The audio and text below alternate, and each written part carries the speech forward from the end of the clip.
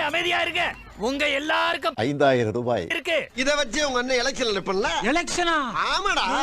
இத சொல்லி ஓட்டு கேட்டோம்னா இறக்கப்பட்டு என்ன சிஎம் ஆக்கிடுவாங்க. உங்களை பூரா எம்எல்ஏ ஆக்கிடுவாங்க. பவுடர் போடுங்கண்ணே. நீங்க பெரிய அறிவாளிங்க. வெள்ளச்சாமிங்க. என்னடா? செலவுதான் ஆயிட்டே இருக்கு. இப்பதான் எல்லாம் வீட்டு வாடகை ஏத்திடுவான், எல்லாத்தையும் ஏத்திடுவானே. நீங்க குடுக்கற பணம் வீட்டு வாடகை ஏத்துவான், கடைக்காரன் பில்லை ஏத்துவான். இதுதான் நடக்குது.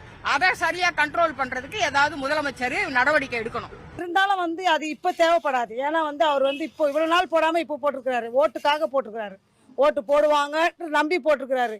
எங்களுக்கு என்ன தோணுது நாங்க பார்த்துதான் ஓட்டு போடணும். இப்படி பாக்கணும்னா இப்ப எலெக்ஷன் வந்தாலும் போட்டுக்கிறாரு. ஏன் அது மாதிரி முந்திரி போடலாம்ல? எலெக்ஷன் கோசம் போட்டுக்கிறாரு. அவர் இந்த இதுதான் போட்டுக்கிறாரு. எலெக்ஷன் இல்லைன்னா என்ன போடுவாரா? போட மாட்டேன். இப்போ நம்ம தமிழ்நாட்டில் பெண்கள் வெளியில நடமாட முடியல.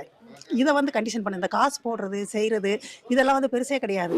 ஏன்னா அவங்க வர்றாங்க, சம்பாதிக்கிறாங்க, மக்கள் கொடுக்குறாங்க, ஏழை மக்கள்கள் கொடுக்குறாங்க, செய்யறாங்க. அதெல்லாம் தப்பே கிடையாது. ஆனா பெண்கள் சுதந்திரமா நடமாட முடியல நம்ம தமிழ்நாட்டுல. எனக்கு ஓட் போட முடியுமா முடியாதா? அதுக்கு பதில் சொல்லுமா? முடியாது. நம் ராஜதந்திரங்கள் அனைத்து